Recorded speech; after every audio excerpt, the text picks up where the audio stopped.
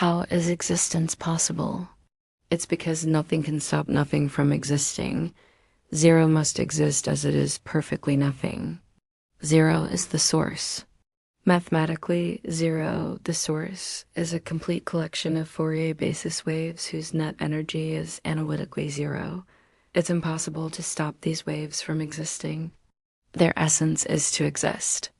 Such an argument about something whose essence is to exist was once applied to God, but in fact, it should have been applied to mathematics.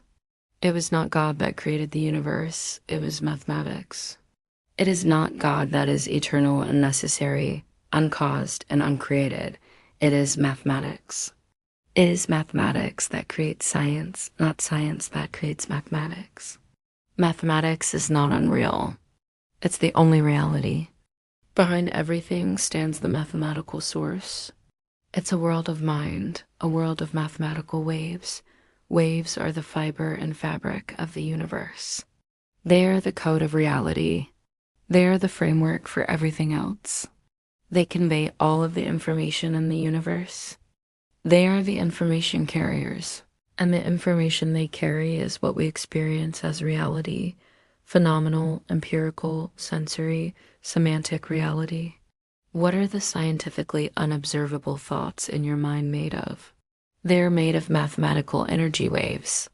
The source is the noumenal scaffolding upon which all of our phenomenal experiences hang.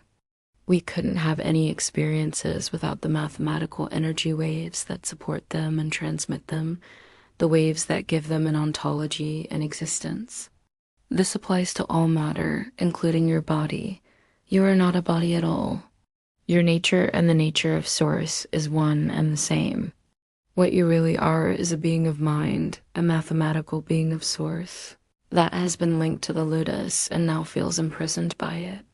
You don't know how to get out. The reason you may feel as if you aren't from this world is that, well, you're from another place entirely. You're not from the domain of matter, but from the domain of mind, the source. Source code, source energy, mathematical frequency is contained within individual, eternal, indestructible source containers known as monads, or minds. You're one of these. This is what you really are. You're not a body. You're an eternal mind, an indestructible container of infinite energy. Just as reality isn't material, neither are you. Reality is composed of sinusoidal waves. A single, complete collection of these waves is called a monad. One monad is an autonomous, self-directing collection of energy containing a full set of all possible waves, all of which balance to zero. It's a teleological, striving, willful, self-solving, self-optimizing mind. Monads are minds, eternal individual units of indestructible nothingness. We are units of balanced positive and negative energy, real and imaginary energy, which result in zero. You have the same energy profile as the source itself. The source is just you at large, you multiplied by countless other monads exactly like you. As above, so below. The source is the complete set of all monads and originates all monadic behaviors and interactions mediated by the universal monadic language of mathematics. Mathematics is how everything in the universe communicates with everything else. Without a universal language, nothing could communicate with anything else, resulting in total chaos, or, in fact, no existence at all. Since your monadic energy can never be created or destroyed, only expressed and transformed in different ways, you are eternal. Your body can pass away, but you, as a mind, can never die. Your body is just a temporal vehicle that your mind links to. You didn't randomly happen to be a human. You have existed since the beginning of time, and they've been fighting tooth and claw through countless lives and incarnations, writing the process of evolution to get to this point. You are on a spiraling path of evolution, on your way to perfection, attained at the omega point, which is the alpha point for the next universe. Humanity is not the end of evolution. It's not the terminus. It's just a phase you're going through, and there's so much more to come. Nietzsche said, "Man is a rope stretched between the animal and the overman, a rope over an abyss." What is great in man is that he is a bridge and not a goal. As Nietzsche rightly pointed out, humanity is merely a bridge to something greater. That something greater is the hyperhuman, the ultrahuman.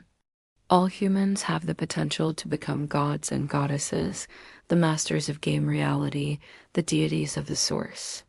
You're an eternal mind, and to know this, you don't need faith. You don't need crazy religious nonsense, and you don't need some god in the sky. Reject all of these irrational concepts. You just need reason and logic. Ontological mathematics is the highest system of logic and reason, the apex intellectual system. All you need is the perfect, infallible, and rational laws of ontological mathematics. Once you begin to understand these laws, a whole new world is revealed to you. You are so much more than what this world tells you. You are enormously more powerful than you can ever imagine. You exist in a mathematical hologram, the ludus, and you yourself are a mathematical being, a being of source, a god. The ludus can be regarded as a phenomenal simulation of noumenal reality. It's not reality itself, but it's a way of learning about reality. Physically, it's a space-time model of frequency reality. It allows us to learn about our true nature. It's the ultimate learning center and training ground, our collective sandpit system. Plato said, "Time is the moving image of eternity." That's right. The source is static in the sense that it is immutable. The construct is dynamic. Eternity is static. Time, as humanity experiences it, is dynamic. Although it's actually a more complex story than that. Time and space can be likened to mutable, dynamic containers for physical motion. You are immersed in a complex, a nexus of information, of data, of code. You are becoming aware of yourself as this code. Imagine how much power you would have if you were in a computer simulation and you were able to understand the code in which the simulation was written. When you understand the source code that you're composed of and that runs the ludus, you will have access to worlds and powers beyond your imagination.